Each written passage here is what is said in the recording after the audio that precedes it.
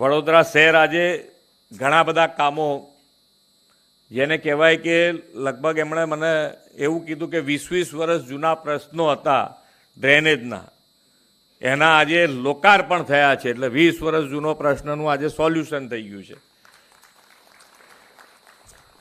બ્રિજોના કામ છે, પાણીના કામ છે. પાણીના પણ પ્રશ્નો અહીંયા આગળ લાંબા સમયથી હતા, એના પણ આજે સોલ્યુશન થઈને આજે એનું એ કામનું પણ આજે લોકાર્પણ થયું છે. બ્રિજના કામ શરૂ થાય છે. બીજા પણ કરવાના હશે તો આપણે આગળ કરતા જઈશું. પણ ગ્રીન મોબિલિટી માટે પણ વડોદરા શહેર ઈવી હબ, ઈવી બસ ટર્મિનલ, ગ્રીન મોબિલિટીના પ્રોત્સાહન માટે વેસ્ટ મેનેજમેન્ટ અને રિન્યુએબલ એનર્જીની દિશામાં પણ વડોદરા શહેર આગળ વધ્યું છે, એ અભિનંદનને પાત્ર છે.